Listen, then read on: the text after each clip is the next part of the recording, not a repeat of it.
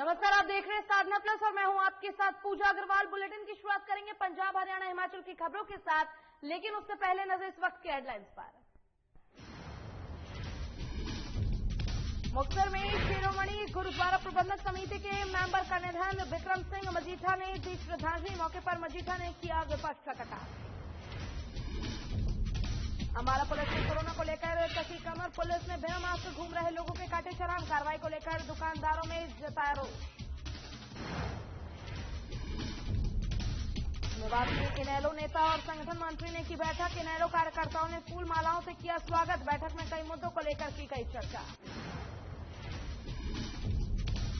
और लुधियाना में महापंचायत किसान रैली को लेकर प्रेस कॉन्फ्रेंस, मोदी सरकार के खिलाफ जमकर हुई प्रदर्शन, बड़े तादाद में किसानों ने की शिरकत। चले खबरों से करेंगे शुरुआत। शिरोमणि गुरुद्वारा प्रबंधक समिति के मेंबर दयाल सिंह, जिनका पिछले दिनों देहांत हो गया था, आज उनके घर में उनके अंतिम अरदास में शामिल होने के लिए विक्रम सिंह मजीठा पहुंचे, जहां सभी ने उन्हें श्रद्धांजलि दी और उनको याद किया। वहीं विक्रम सिंह मजीठा ने कहा कि पंजाब के विधायकों की मीटिंग अगर पंजाब के विधायक प्रशांत किशोर ले रहे हैं तो सुनील जाखड़ा को इस्तीफा दे देना चाहिए। इसी के साथ कहा कि पंजाब सरकार कोरोना के मामले में फेल साबित हुई है।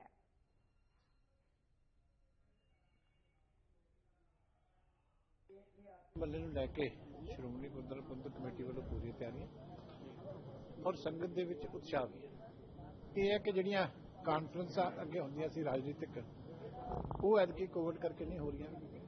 ਇੱਕ ਜਿਹੜੇ 400 ਸਾਲਾਂ ਦੇ ਸਪੈਸ਼ਲ ਪ੍ਰੋਗਰਾਮ ਸੀ ਉਹ ਥੋੜੇ ਜਿਹੇ ਅੱਗੇ ਪਾਏ ਗਏ। ਬਾਕੀ ਹੋਲਾ ਮਹੱਲਾ ਉਸੇ ਜਾਹੋ ਜਲਾਲ ਦੇ ਨਾਲ, ਕਿਉਂਕਿ ਉਹਦੇ ਵਿੱਚ ਦੇਸ਼ਾਂ ਵਿਦੇਸ਼ਾਂ ਤੋਂ ਸੰਗਤ ਜਿਹੜੀ ਆ ਉਹ ਆਉਂਦੀ ਹੈ ਔਰ ਇਹ ਇੰਟਰਨੈਸ਼ਨਲ ਲੈਵਲ ਦਾ ਜਿਹੜਾ ਹੈਗਾ ਇਹ ਈਵੈਂਟ ਹੁੰਦਾ। ਮੈਂ ਸਮਝਦਾ ਜੇ ਜਾਖੜ ਨੂੰ ਤਾਂ ਅਸਤੀਫਾ ਦੇ ਦੇਣਾ ਚਾਹੀਦਾ, ਕਿਉਂਕਿ ਉਹਦੇ ਪੱਲੇ ਦਾ ਕੁਝ ਰਿਹਾ ਨਹੀਂ। ਜੇ ਪ੍ਰਸ਼ਾਂਤ ਕਿਸ਼ੋਰ ਮੀਟਿੰਗ ਲੈ ਰਿਹਾ, ਜਿਸ ਬੰਦੇ ਨੇ ਪੰਜਾਬੀਆਂ ਨੂੰ 17 'ਚ ਝੂਠੇ ਵਾਅਦੇ ਕਰ ਨੌਜਵਾਨ, ਸਾਡੇ ਦਲਿਤ ਭਰਾ, ਸਾਡੇ ਵਪਾਰੀ, ਸਾਡੇ ਇੰਡਸਟਰੀ, ਕਿਸਾਨਾਂ ਨੂੰ ਠੱਗਿਆ, ਤੇ ਅੱਜ ਇੱਕ ਗੱਲ ਤਾਂ ਸਪਸ਼ਟ ਹੈ ਕਿ ਇਹ ਪੀਪੀਸੀਸੀ ਨਹੀਂ ਕੱਲੀ ਰਹੀ, ਪੰਜਾਬ ਪ੍ਰਦੇਸ਼ ਕਾਂਗਰਸ ਕਮੇਟੀ ਨਹੀਂ ਰਹੀ, ਇਹ ਪੰਜਾਬ प्रदेश कारपोरेट कमेटी बन गई। और अगली खबर साइबर सिटी गुरुग्राम से है, जहां इंडियन नेशनल लोकदल के कार्यकर्ताओं ने सम्मेलन का आयोजन किया। मौके पर इंडियन नेशनल लोकदल के राष्ट्रीय महासचिव चौधरी अभय सिंह चौटाला सहित वरिष्ठ कार्यकर्ता और सभी पदाधिकारी मौजूद रहे। वहीं कार्यकर्ता सम्मेलन में संगठन की मजबूती को लेकर बातचीत की गई और कई मुद्दे रखे गए। वहीं आने वाले समय में हरियाणा में संगठन की मजबूती के लिए किस तरह के काम करने चाहिए, लोगों तक जनाधार बढ़ाने के लिए क्या क्या प्रचार करना चाहिए, इस पर भी चर्चा की गई। मौके पर चौधरी अभय सिंह चौटाला ने हरियाणा सरकार और केंद्र सरकार को कटघरे में खड़े करते हुए कहा कि आज हर वर्ग दुखी है। किसान पिछले लंबे समय से सड़कों पर बैठे हुए हैं, उनकी समस्याओं को अभी तक हल नहीं किया गया है। हमारे प्रदेश के अंदर 75% के कानून की बात नहीं है। इस प्रदेश के अंदर भाजपा की सरकार बनने के बाद लगातार क्राइम बढ़ा है, कानून व्यवस्था खराब हुई है, लगातार भ्रष्टाचार भी बढ़ा है। यहां पीने के पानी की किल्लत है, यहां पे कोई भी व्यक्ति जो है अपने आप को सुरक्षित महसूस नहीं करता। और गृह मंत्री अनिल विज के कड़े आदेशों के बाद अब प्रदेश में कोरोना के मामलों पर रोक लगाने के लिए पुलिस विभाग ने कमर कस ली है। इसी कड़ी में आज अंबाला में एशिया की सबसे बड़ी कपड़ा मार्केट में पुलिस ने बिना मास्क घूम रहे लोगों के चालान काटे। देश भर में कोरोना की दूसरी लहर तेजी के साथ फैल रही है। वहीं बात अगर अंबाला की करें तो यहां अब कोरोना के मामले रोजाना 100 के पार पहुंच रहे हैं, जिसके चलते स्वास्थ्य मंत्री अनिल विज के कड़े आदेशों के बाद अब अंबाला पुलिस लापरवाही बरतने वाले लोगों पर सख्त हो गई है। वहीं पुलिस की इस कार्रवाई को लेकर दुकानदारों में काफी रोष देखने को मिला। दुकानदारों ने चालान काटने की कार्रवाई का विरोध जताया है। जो भी कोविड का चल रहा है उसकी सावधानी बरतनी चाहिए। मास्क लगाने चाहिए सबको। और जो ये डिवाइडर पे है बाइक खड़े, इनके भी चालान होने चाहिए। इससे रोड ब्लॉक हो जाता है, कस्टमर आता नहीं है, बहुत लोगों को परेशानी होती है, इसमें बहुत टाइम वेस्ट हो जाता है लोगों को। दुकानदारों ने विरोध किया है, दुकानदारों ने विरोध तो सारे ही करेंगे, विरोध तो करेंगे। जो हर जगह अगर बाइक लगेगी तो चालान तो जायज बनती है। कुछ नहीं है, सब ड्रामेबाजी है सरकार की, कुछ नहीं है।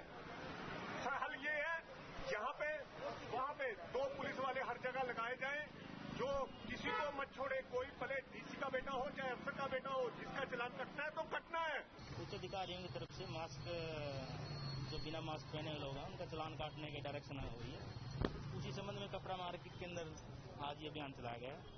सभी को इससे पहले भी लोगों को सभी को समझाया गया था, दुकानदारों को कहा गया था कि भाई आप मास्क खुद भी पहने और अपना जो भी आपका कोई खरीदार आता है शॉपिंग करने के लिए आता है तो उसको भी मास्क पहने बिना अंदर आने। और उधर इनेलो नेता और संगठन मंत्री श्याम सिंह राणा ने मेवात कार्यकर्ताओं के साथ बैठक की है, जिसमें रादौर के पूर्व विधायक और मंत्री श्याम सिंह राणा पहुंचे, जिनका मेवात इनेलो कार्यकर्ताओं ने फूलमाला से स्वागत किया। श्याम सिंह राणा ने तीनों विधानसभाओं के सभी कार्यकर्ताओं के साथ संगठन को लेकर बैठक की, जिसमें कई मुद्दों को लेकर चर्चा की गई।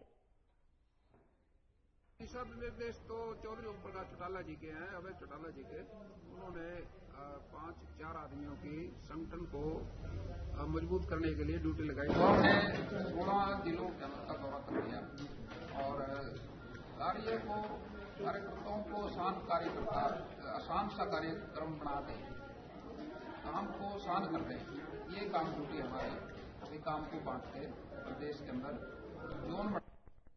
और 28 तारीख को लुधियाना में होने वाली महापंचायत किसान रैली को लेकर प्रेस कॉन्फ्रेंस की गई, जिसमें होटल गुलमोहर के बाहर किसानी आंदोलन को लेकर मोदी सरकार के खिलाफ प्रदर्शन किया गया, जिसमें पूर्व आईएएस अधिकारियों ने कहा है कि 28 तारीख को होने वाली महापंचायत रैली को लेकर विचार किया जाएगा, जिसमें बड़ी तादाद में किसानों से पहुंचने की अपील की गई है। जो प्रेस कॉन्फ्रेंस है ये अपना जो 28 मार्च ਨੂੰ ਦਾਣਾ ਮੰਡੀ ਲੁਧਿਆਣਾ ਜਲੰਧਰ ਬਾਈਪਾਸ ਦੇ ਲਾਗੇ ਜੋ ਇੱਕ ਕਿਰਤੀ ਕਿਸਾਨ ਮਹਾਪੰਚਾਇਤ ਹੋ ਰਹੀ ਆ ਉਸ ਦੇ ਸੰਬੰਧ ਵਿੱਚ ਜਾਣਕਾਰੀ ਦੇਣਾ ਆ, ਤਾਂ ਕਿ ਇਸ ਕਾਨਫਰੰਸ ਦੇ ਵਿੱਚ ਮਜ਼ਦੂਰ ਵਰਗ, ਕਿਸਾਨ ਵਰਗ, ਬਾਕੀ ਸਾਰੇ ਧਰਮਾਂ ਦੇ ਲੋਕਾਂ ਨੂੰ ਅਸੀਂ ਇਨਵਾਈਟ ਕੀਤਾ ਆ। ਕਿਸਾਨ ਜਿਹੜਾ ਦਿੱਲੀ ਦੇ ਬਾਰਡਰ ਦੇ ਉੱਤੇ ਕਈ ਮਹੀਨਿਆਂ ਤੋਂ ਬੈਠਾ, ਜਿਹਦੀ ਆਪਣਾ 250-300 ਦੇ ਕਰੀਬ ਮੌਤ ਵੀ ਹੋ ਗਈ ਆ ਮਜ਼ਦੂਰਾਂ ਦੀ, ਕਿਸਾਨਾਂ ਦੀ। ਅਸੀਂ ਇਹ ਸੁਨੇਹਾ ਦੇਣਾ ਚਾਹੁੰਦੇ ਹਾਂ ਕਿ ਮਜ਼ਦੂਰ ਵੀ ਕਿਸਾਨ ਦੇ ਨਾਲ ਹੈ। 28 ਤਰੀਕ ਨੂੰ ਲੁਧਿਆਣਾ ਦੇ ਦਾਣਾ ਮੰਡੀ ਵਿਖੇ ਕੀਰਤੀ ਕਿਸਾਨ ਮਹਾਪੰਚਾਇਤ ਜੋ ਹੋਣ ਜਾ ਰਹੀ ਹੈ, ਜਿਹੜੀ ਕੇਂਦਰ ਦੀ ਸਰਕਾਰ ਦੀਆਂ ਜੜ੍ਹਾਂ ਹਿਲਾ ਕੇ ਰੱਖਦੇ ਵੀ ਉਹਦੇ ਸਰਪ੍ਰਸਤ ਪੈਗਾਮ ਸੰਸਥਾ ਦੇ ਸਰਪ੍ਰਸਤ ਐਸਆਰ ਲੱਦੜ ਸਾਹਿਬ ਜਿਹੜੀ ਇਹਦੀ ਅਗਵਾਈ ਕਰ ਰਹੇ ਆ। ਉਸ ਦਿਨ ਅਸੀਂ ਭਾਈ ਕਨ੍ਹਈਆ ਜੀ ਮਿਸ਼ਨ ਸੇਵਾ ਸੁਸਾਇਟੀ ਇਹਦਾ ਪੂਰਨ ਤੌਰ ਤੇ ਸਮਰਥਨ ਕਰਦੀ ਹੈ और साढ़े हजारों की गिनती में वॉलंटियर धरने में शमूलियत करेंगे।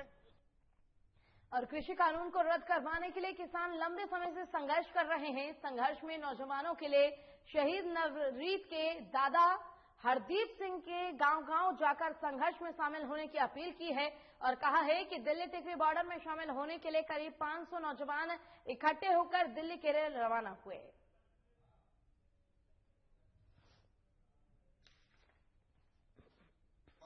26 जनवरी तो बाद ਜਿਹੜੀਆਂ ਘਟਨਾਵਾਂ ਹੋਈਆਂ, ਨਵਰੀਤ ਦੀ ਸ਼ਹਾਦਤ ਹੋਈ ਔਰ ਉਸ ਤੋਂ ਬਾਅਦ ਜਿਹੜਾ ਮੋਰਚੇ ਦੇ ਵਿੱਚ ਇੱਕ ਵਿਖਾਵ ਆਇਆ ਸੀਗਾ ਔਰ ਨਿਰਾਸ਼ਾ ਆਈ ਸੀ, ਨਾਰਾਜ਼ਗੀਆਂ ਆਈਆਂ ਸੀਗੀਆਂ, ਕੁਝ ਬਿਆਨਬਾਜ਼ੀਆਂ ਇਹੋ ਜਿਹੀਆਂ ਆਈਆਂ, ਜਿਸ ਨੂੰ ਲੈ ਕੇ ਬਹੁਤ ਵੱਡਾ ਖਲਾਰਾ ਜਿਹਾ ਪੈ ਗਿਆ ਸੀਗਾ।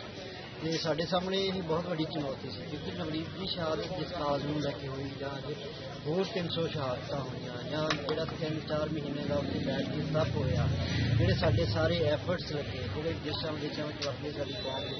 25 ਮਾਰਚ ਨੂੰ ਸ਼ਹੀਦ ਨਵਰੀਤ ਸਿੰਘ ਡਿਵਡਵਾ ਜੀ ਦੀ ਸ਼ਹਾਦਤ ਨੂੰ ਸਮਰਪਿਤ ਬਾਪੂ ਹਰਦੀਪ ਸਿੰਘ ਡਿਵਡਵਾ ਦੀ ਅਗਵਾਈ ਦੇ ਵਿੱਚ ਮੋਗੇ ਤੋਂ ਇਹ ਕਿਸਾਨ ਨੌਜਵਾਨ ਮੋਰਚਾ ਇਕਜੁੱਟਤਾ ਮਾਰਚ ਜਿਹੜਾ ਅੱਜ ਵੱਖ-ਵੱਖ ਮੇਨ ਰੋਡ ਤੋਂ ਉੱਤੋਂ ਦੀ ਹੁੰਦਾ ਹੋਇਆ, ਜਿਹਦੇ ਵਿੱਚ ਹਜ਼ਾਰਾਂ ਦੀ ਗਿਣਤੀ ਵਿੱਚ ਨੌਜਵਾਨ शामिल ने, शाम ਨੂੰ ਅੱਜ ਸਿੰਘੂ ਬਾਰਡਰ ਤੇ।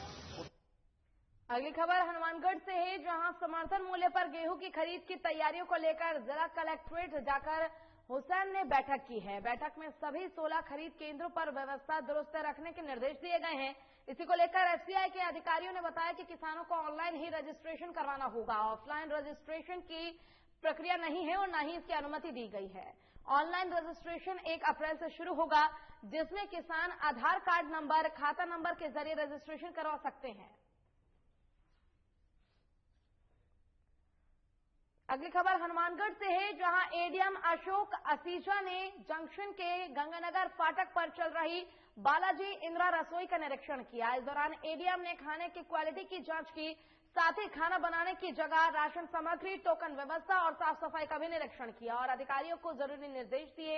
इसी को लेकर एडीएम ने बताया कि इंदिरा रसोई में गरीबों को निःशुल्क खाना खिलाया जा रहा है, जो अच्छी बात है।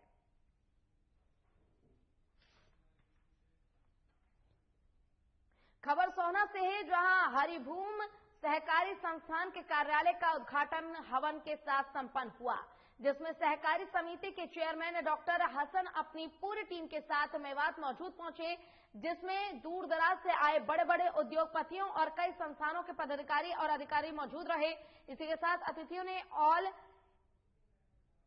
इंडिया प्लेसमेंट की सराहना की है और कहा है कि क्षेत्र में रोजगार के अवसर पैदा होंगे और लोगों को भरपूर रोजगार मिलेगा।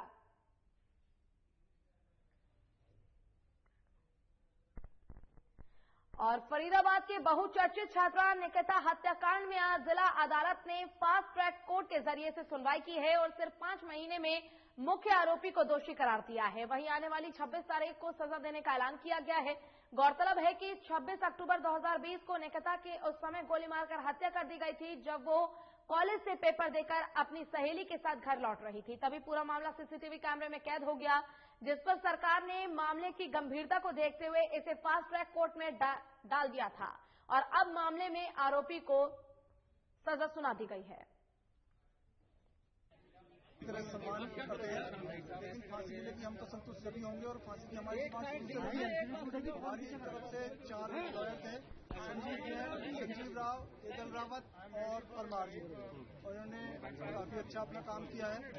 और आज जो न्यायालय ने दोषी करार उनको दिया है, वो आप सबको पता है। 26 तारीख को दोषियों को सजा मिलेगी और हमारी मांग फांसी से कम कुछ नहीं है। 2020 को हुआ था, जिसकी 5 महीने में ये फैसला आया है। 5 महीने बाद फैसला आया है, इसमें फैसला आया हुआ। इसमें 3 दोषी थे, एक तौसीफ, दूसरा रेहान, तीसरा अजरुद्दीन। तो आज कोर्ट ने अपना 5 महीने बाद इसमें तौसीफ और रेहान को अंडर सेक्शन 302, 120B/34 आईपीसी में दोषी करार दिया है और सेक्शन 366, 511/34 में आईपीसी में दोषी करार दिया है। और एडिशनल जो तौसीफ है उसको 27। और कोरोना की वजह से पिछले साल लॉकडाउन लगाया गया था, जिसका 1 साल पूरा हो चुका है। पिछले 1 साल में केंद्र और हरियाणा सरकार द्वारा कोरोना महामारी से बचाव के लिए कई कदम उठाए गए थे। इसी कड़ी में हरियाणा सरकार ने गोविंदपुर शमशान घाट में दाह संस्कार के लिए बिजली और एलपीजी से चलने वाली मशीन लगाई थी, लेकिन 4 महीने में आज तक इस एलपीजी मशीन में एक भी दाह संस्कार नहीं हुआ। अपनी आस्था और पुरानी परंपरा की वजह से लोग एलपीजी मशीन में दाह संस्कार के लिए राजी नहीं हो रहे हैं।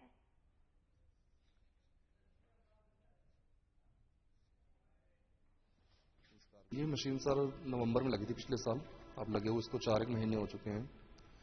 29 नवंबर को शहर के विधायक श्री असीम गोयल जी आए थे, उस समय मुहूर्त कर गए थे इस मशीन का अम्बाला शहर में। संस्कार के लिए और जैसे लोग आते हैं, उनकी आस्था जो होती है लकड़ियों में जुड़ी होती है, तो लकड़ियों में ही वो कहते हैं, जो पुराने बुजुर्ग करते आ रहे हैं, बुजुर्गों के हिसाब से लकड़ियों में ही आस्था है सबकी, तो इसलिए इसमें कोई अभी तक संस्कार हुआ नहीं है, कोई यहाँ पर करता नहीं है करके। जो लोगों की आस्था जुड़ी हुई है वो लकड़ियों से ही है। और जालंधर के प्रधान मक्खन पलन ने आज प्रेस कॉन्फ्रेंस की, जिसमें 26 तारीख को संयुक्त किसान मोर्चा की तरफ से भारत बंद का ऐलान किया गया और कहा कि 26 तारीख को पूरी ट्रांसपोर्ट, शिक्षण संस्थाएं, सभी ट्रेड यूनियंस बंद का पूरा समर्थन देंगे। इसी के साथ जालंधर में सभी किसान भगत यादगार हाल में इकट्ठे होंगे और वहां से मार्च निकाला जाएगा, जो बीएमसी चौक में धरना देने के बाद होगा समाप्त। सरपंच जंडियाला जमहूरी किसान सभा पंजाब जिला जलंधर का प्रधान और 26 मार्च ਨੂੰ संयुक्त किसान मोर्चे के सद्दे ਦੇ ਉੱਤੇ ਜਿਹੜੇ ਭਾਰਤ ਬੰਦ ਦੇ ਸੱਦੇ ਦੀ ਕਾਲ ਦਿੱਤੀ ਗਈ ਆ, ਅੱਜ ਉਸ ਸੰਬੰਧ ਵਿੱਚ ਹੀ ਸਾਡਾ ਟ੍ਰੇਡ ਯੂਨੀਅਨ, ਕਿਸਾਨ, ਮਜ਼ਦੂਰ, ਟਰਾਂਸਪੋਰਟਰ ਸਾਰੇ ਹੀ ਲੋਕ ਜਿਹੜੇ ਆ ਅੱਜ ਇਸ ਗੱਲ ਲਈ ਚਿੰਤਤ ਆ ਕਿ ਜਿਹੜਾ 26 ਮਾਰਚ ਦਾ ਭਾਰਤ ਬੰਦ ਆ ਉਹਨੂੰ ਕਾਮਯਾਬ ਕਰਨਾ ਆ। ਅਸੀਂ ਮੰਡੀਆਂ ਦੇ ਵਿੱਚ ਵੀ और ट्रांसपोर्ट वालियां भी और भाईचारे वकील भाईचारे भी मिल चुके हैं और सारियां दा रिस्पांस बहुत वधिया है। अगली खबर अंबाला से है, जहां उस समय दिल दहल उठा जब कालका चौक पर ताबड़तोड़ गोलीबारी हुई। जानकारी के मुताबिक लॉरेंस बिश्नोई और भुप्पी राणा गैंग के बीच में गैंगवार हो गया, जिसमें दोनों तरफ से फायरिंग हुई। आपको बता दें कि फायरिंग में कार सवार 2 लोगों की मौत हो गई, जबकि 2 लोग घायल हो गए, जिन्हें इलाज के लिए अंबाला शहर के नागरिक अस्पताल में भर्ती कराया गया है। इसी को लेकर प्रत्यक्षदर्शी का कहना है कि 5 से 7 मिनट में वारदात को अंजाम दिया गया, जिसके बाद सूचना मिलते ही पुलिस मौके पर पहुंची और मामले की जांच में जुट गई है।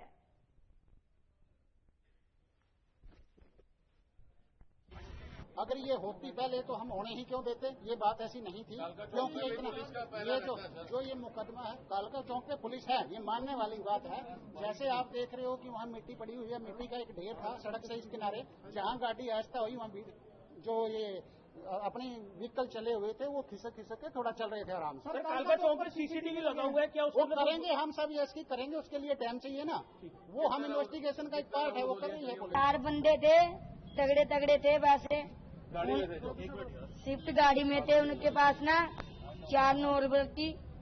अगले ने गाड़ी यहाँ आगे खड़ाई, पीछे जाके ना उन्होंने चारों ने 2 उधर साइड गए, 2 उधर साइड, उन्होंने लगातार ही बरसाती थी जी। कितनी गोलियां चली कुछ पता? 30-35 चली गई होंगी जी, क्यों मैंने इकट्ठी करी थी बात, जिस मैंने उठाई थी, जिस टाइम मैंने पुलिस वाले को दी थी उस टाइम मैंने 10 गोलियां उठाई थी, बाकी उन्होंने उठाई थी। 10 गोलियां उठाई थी? हाँ जी।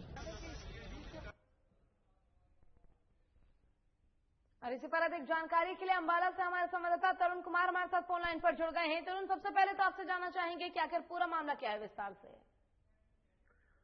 ये 2 गैंग है, एक गैंग है अपना हेलो जी हाँ, एक गैंग है बिश्नोई गैंग और एक भुप्पी राणा के नाम से गैंग है। दोनों गैंगों के अपनी इनकी पुरानी रंजिश चलती है, जबकि एक गैंग के लोग आज कोर्ट के अंदर अभी पेशी पे आए हुए थे, कोरोना कारण की पेशी नहीं हो पाई और वापिस वो चंडीगढ़ की तरफ जा रहे थे पूजा कम्प्लेक्स के पास। इस वारदात को भुप्पी राणा के आदमियों ने दिन दिहाड़े गोली मारकर दहशत का माहौल पैदा करके हत्या कर दी। 2 लोगों की हत्या होगी जो मौली जगह के रहने वाले बताए जा रहे हैं और इसके बाद पूरे शहर में दहशत का माहौल है। जी बिल्कुल तरुण, जिस प्रकार से आसपास के लोगों ने जब इस घटना को देखा, ऐसे में लोगों का कहना है कि 30 से 35 गोलियों की फायरिंग की गई है। ऐसे में अब पुलिस की तरफ से क्या कुछ कार्रवाई की जा रही है इस मामले को लेकर? देखा जाए तो बिल्कुल पास में 10 मीटर की दूरी पे पुलिस का नाका होता है जो 24 घंटे चेकिंग करते हैं आने जाने वालों की। जब ये वारदात हुई तो पुलिस वाले वहां से गैप पाए गए। अब पुलिस अधिकारियों का कहना है कि जल्दी इसके अंदर गिरफ्तारियां करेंगे और सीसीटीवी फुटेज निकाली जा रही है और जल्दी इसके लिए कोई ना कुछ लोगों को गिरफ्तार किया जाएगा। जी, ऐसे में ये भी जानना चाहूंगी, जिस प्रकार से आपने बताया कि 2 गैंग है, दोनों की तरफ से फायरिंग की गई है, तो जब गैंग का नाम सामने है, ऐसे में क्या किसी आरोपी को अभी तक फिलहाल गिरफ्तार किया जा चुका है? नहीं, अभी तक पुलिस जांच में जुटी हुई है कि ये कौन लोग थे, कहां से आए, किस तरह भागे हैं और फुटेज वगैरह खंगाली जा रही है और पुलिस पता कर रही है कि ये वारदात आखिर कैसे हुई कि सीआईडी को भी इसकी भड़क नहीं लग पाई कि इतना बड़ा दिन दिहाड़े पूजा पैक्स के पास ये वारदात को इल्जाम दिया गया है, जो कि पूरा ही भीड़ भाड़ वाला इलाका है और नेशनल हाईवे है जहाँ से 24 घंटे का रश रहता है। फिर भी बदमाशों के हौसले इतने बुलंद हो गए। 12 साल बाद ऐसी घटना को इल्जाम दिया गया। 12 साल पहले कोर्ट के अंदर बॉबी गैंगस्टर को मारा गया था और उसके बाद ये आज बिश्नोई ग्रुप और भुप्पी राणा अपने आप को एक दूसरे के ऊपर दिखाने के चक्कर में रहते हैं, जिसके करते दहशत का माहौल आज अम्बाला शहर में देखा गया है। जी बिल्कुल तरुण, जिस प्रकार से आपने बताया कि पास ही पुलिस की जो टीम है वो सघन जांच चल रही थी वहां पर, बावजूद इसके पुलिस के मौजूदगी के बावजूद इस प्रकार की घटना को अंजाम दिया जाता है, इसे क्या माना जाए कि कहीं ना कहीं पुलिस की भी चूक है? क्योंकि इससे तो साफ तौर पर यह साबित होता है कि जनता की जो जान है, जिंदगी है, वो खतरे में है। जिस प्रकार इन्होंने गोलियां चलाई वहां पर इतना ट्रैफिक तो उस समय, ये तो शुक्र है कि कोई आम नागरिक इसकी चपेट में नहीं आया कि वो कार तक ही सीमित रहे हैं। और देखा जाए तो पुलिस की चौक है ही है, जबकि इतने बड़े गैंगस्टर इतनी बड़ी वारदात करते हैं तो सीआईडी विभाग, हमारा गुप्तचर विभाग कहाँ सोया रहता है कि उनको इतनी भनक नहीं लगती। और जबकि इतना व्यस्त चौक है, पूजा साड़ी कम्प्लेक्स इतना बड़ा शहर का हब है और यहाँ पे दिन दिन लोग खरीदारी करने आते हैं। ये शुक्र रहा कि किसी आम नागरिक को कोई गोली नहीं लगी। बिल्कुल तरुण, गनीमत ये रही कि कोई आम नागरिक जो है कि कोई घायल नहीं हुआ इस घटना के दौरान। अब देखना यही होगा कि पुलिस की तरफ से क्या कुछ कार्रवाई की जाती है। आपका बहुत बहुत शुक्रिया तमाम जानकारी के लिए। चलिए रुक करेंगे खबरों की ओर और बात करेंगे मुक्तसर की, जहां पर बरीवाला की पुलिस ने नशा तस्करों के खिलाफ मुहिम चलाई है। इस दौरान पुलिस ने छापेमारी की, जहां से 1300 लीटर लहन और 180 बोतल शराब की जब्त की गई है। इसी को लेकर थाना बरीवाला के एसएचओ रमन कुमार ने बताया है कि तस्कर को मौके से गिरफ्तार कर लिया गया है और दूसरे तस्कर की तलाश जारी है।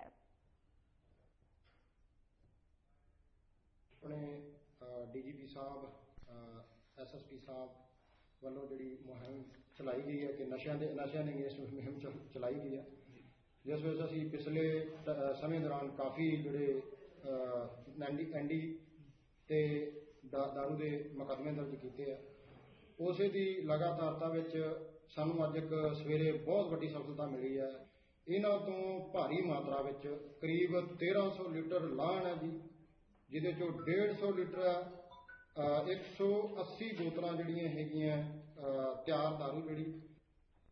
अगली खबर मोगा से है, जहां कबाड़ का काम करने वाले एक परिवार का उस समय खुशी का ठिकाना नहीं रहा जब परिवार की 1 करोड़ रुपए की लॉटरी निकली। वैसे तो परिवार पिछले लंबे समय से लॉटरी डालता आ रहा है, लेकिन इस बार निकले बम्पर इनाम से परिवार की खुशी का ठिकाना नहीं है। इसी के साथ इनामी ने बताया है कि परिवार को बहुत अच्छा लग रहा है कि परिवार में खुशी की लहर है और वो भगवान को धन्यवाद देते हैं।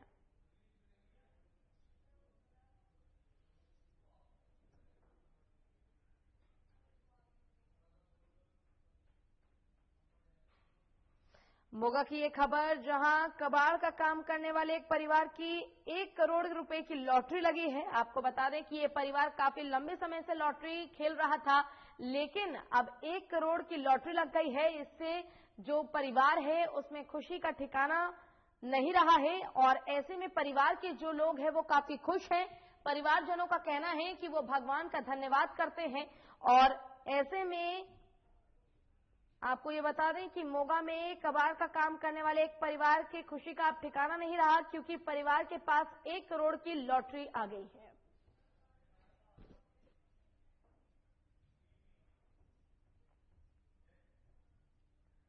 और उधर चोरों के हौसले इतने बुलंद हो चुके हैं कि दिन दहाड़े चोरी करने के लिए कर गुजरते हैं। ऐसी ही एक मामला सामने आया है बस्ती गुजान का, जहां चोरों ने एक घर की खिड़की तोड़कर घर में चोरी की। दिन दहाड़े चोरों ने एक घर की खिड़की तोड़कर चोरी की वारदात को अंजाम दिया। इस संबंध में जानकारी देते हुए घर की मालकिन आरती ने बताया कि वो काम पर गई हुई थी और जब घर आए तो उन्होंने देखा कि घर की खिड़की तोड़कर चोर अंदर दाखिल हुए और आलमीरे में रखे हुए सोने की चीजें लेकर गायब हो गए। जिसके बाद थाना 5 के एएसआई राजकुमार ने बताया कि मामले की जांच की जा रही है।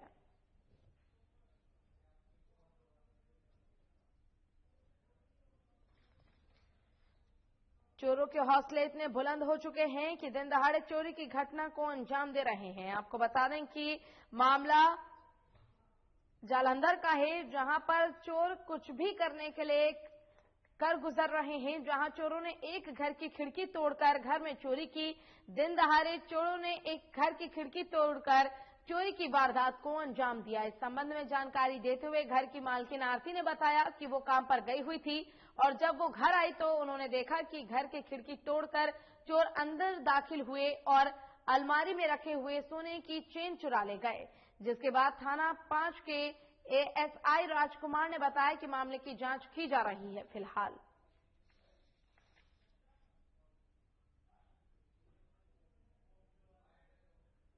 मैं जॉब करती, मैं जॉब तो आई किसी ने पिछे बारी बड़ी साड़ी पौड़ियां के कोल बारी किसी ने ਉਹਦੀਆਂ ਕੁੰਡੀਆਂ ਤੋੜ ਕੇ ਢੋਰ ਖਾਨੀ ਅੰਦਰ ਪੈਰ ਵੜ ਕੇ ਅਲਮਾਰੀ ਦਾ ਲੋਕਰ ਤੋੜ ਕੇ ਅਲਮਾਰੀ 'ਚ ਗੋਲਕ ਪਈ ਸੀ ਮੇਰੀ ਔਰ ਇਹਦੇ 'ਚ ਪੈਸੇ ਸੀਗੇ ਇੱਕ ਮੇਰੀ ਚੈਨੀ ਸੀ ਭਾਈ। ਕਿੰਨੇ ਪੈਸੇ ਸੀ ਭਾਈ ਪੈਸੇ ਮੈਨੂੰ 3-4 ਮਹੀਨੇ ਹੋ ਗਏ ਭਰਦੀ ਨੂੰ ਗੋਲਕ ਨੂੰ। ਫੋਨ ਤੇ ਇਨਫੋਰਮੇਸ਼ਨ ਆਈ ਕਿ ਬਾਬਾ ਬਾਲਕ ਨਾਥ ਦੇ ਸਾਹਮਣੇ ਵਾਲੀ ਗਲੀ ਦੇ ਵਿੱਚ ਇੱਕ ਚੋਰੀ ਹੋਈ ਆ ਤੇ ਮੈਂ ਮੌਕੇ ਤੇ ਪਹੁੰਚਾ ਤੇ ਗੌਰਵ ਸਾਨੂੰ ਸੁਰੇਸ਼ ਕੁਮਾਰ ਜਿਹੜਾ ਇਹ ਮਕਾਨ ਮਾਲਕ ਆ ਤੇ ਇਹਨੇ ਦੱਸਿਆ ਕਿ ਵੀ ਮੇਰੀ ਖਿੜਕੀ ਘਰ ਦੀ ਖਿੜਕੀ ਤੋੜ ਕੇ ਤੇ ਕੋਈ ਨਾਮਲੂਮ ਵਿਅਕਤੀ ਜਿਹੜਾ ਗੋਲਕ ਤੋੜ ਕੇ ਤੇ ਇੱਕ ਚੈਨੀ ਸੀ ਅਲਮਾਰੀ ਦੇ ਤੋੜ ਕੇ ਲੈ ਗਿਆ ਤੇ ਇਸੇ ਘਰ ਦੇ ਉੱਪਰ ਇੱਕ ਕਿਰਾਏਦਾਰ ਵੀ ਰਹਿੰਦੇ ਆ ਤੇ ਤਫਤੀਸ਼ ਕਰ ਰਹੇ ਆ ਤੇ ਬਾਕੀ ਸੀਸੀ ਕੈਮਰੇ ਦੀ ਫੁਟੇਜ ਦਿਖ ਰਹੇ ਆ।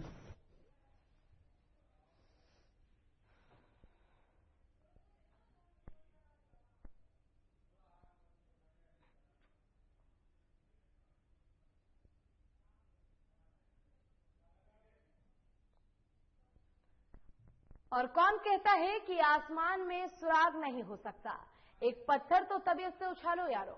इस कहावत को किसान परिवार में जन्मी मनीषा कुंडू ने सच साबित किया है। ग्रामीण अंचल में पली बढ़ी मनीषा ने कर्नाटक में हो रही नेशनल जूनियर कुश्ती प्रतियोगिता में पंजाब के खिलाड़ी को 3-0 से हराकर गोल्ड मेडल हासिल किया है, जिसके बाद जब मनीषा कुंडू जीतकर अपने गांव किनाला पहुंची तो ग्रामीणों ने मनीषा का फूल माला के साथ स्वागत किया। इसी को लेकर गांव की सरपंच रचना देवी ने स्वर्ण पदक विजेता मनीषा कुंडू का हौसला बढ़ाते हुए कहा कि लड़कियां भी लड़कों से कम नहीं हैं। इसी के साथ ग्रामीणों से अपील भी की गई है कि अपनी लड़कियों को चूल्हा चौका तक सीमित न रखें, उन्हें जीवन में आगे बढ़ने का एक मौका देना चाहिए और एक मौका जरूर दिया जाए। आपको ये खबर उकलाना की बता रहे हैं, जहां पर किसान परिवार में जन्मी मनीषा कुंडू ने अपने परिवार और गांव का नाम रोशन किया है।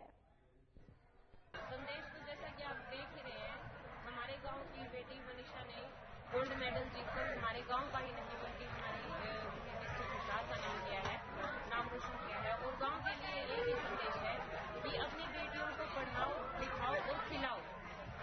लड़कियां सिर्फ चूल्हे चौके के लिए ही नहीं है, बल्कि वो मनीषा के जैसे गोल्ड मेडल जीतकर कोई लेक्चरर बनकर, कोई इंजीनियर बनकर, कोई डॉक्टर बनकर हमारे देश का नाम रोशन कर सकते हैं। मैंने जूनियर नेशनल में फर्स्ट पोजीशन प्राप्त की। तो किस प्रतिस्पर्धी को रहा आपने?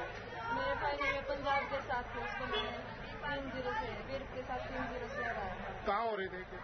ये कर्नाटका में बेंगलुरु बलेरी में। तो चलिए इसी के साथ फिलहाल के लिए इस बुलेटिन में बस इतना ही। खबरों का सिलसिला लगातार आगे भी जारी है, आप देखते रहिए साधना प्लस। नमस्कार।